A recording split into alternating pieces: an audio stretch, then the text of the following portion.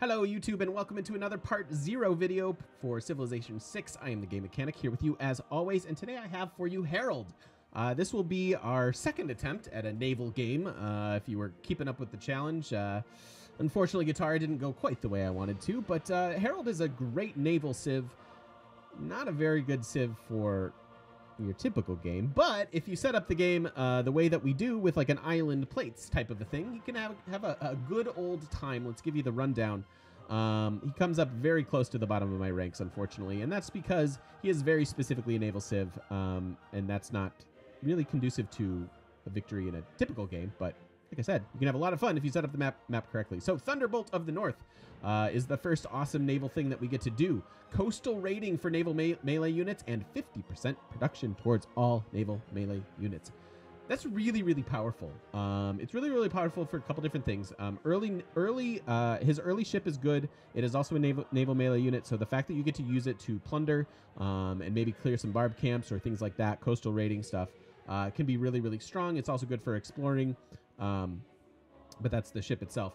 But the fact that you get to coastal raid is nice, and then the 50% production towards naval melee units is actually really, really good. And the reason it's really, really good is you have a 100% production policy card for naval units as well. And so if you couple that plus and add in the extra 50% production you get naturally, you can get some crazy overflow. You can get some real serious building done.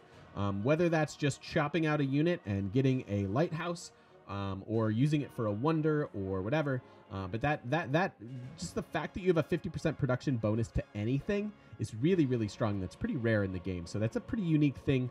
And you can abuse it if you understand overflow mechanics. Gnar is good. It's a nice quality of life feature for a naval civ. Units get the ability to embark ocean tiles after researching shipbuilding. That's a huge discount on that ability. Usually it's the tech after that, but that tech after that skips a whole era, and is quite painful. So the fact that you get it right away with shipbuilding is crazy. Crazy. Naval melee units heal in neutral territory. All right, that's a nice little perk.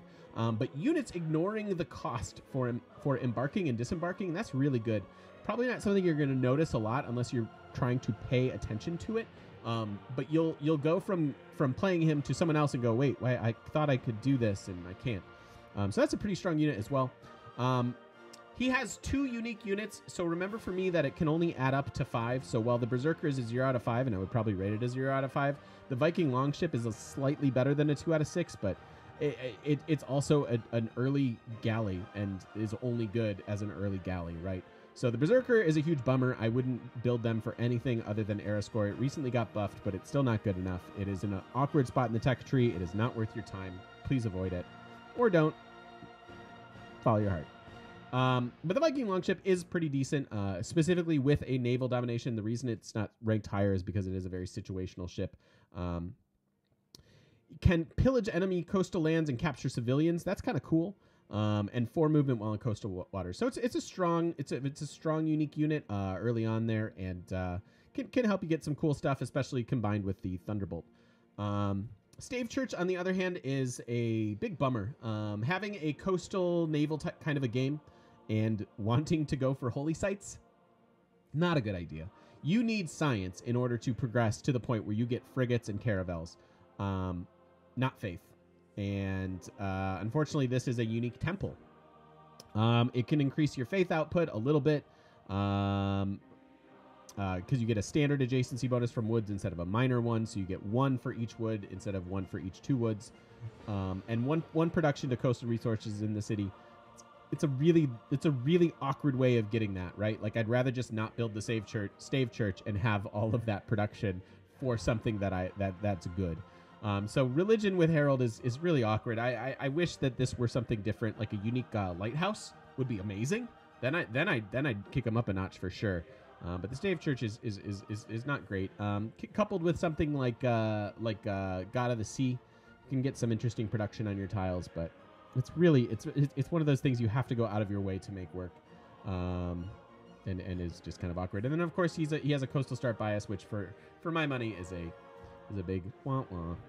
It's a bummer. So, but This is a very fun naval island plates domination kind of a game. We have a great time with this one. It's actually quite a blast. So I hope you guys enjoy it. We'll see you in the next one.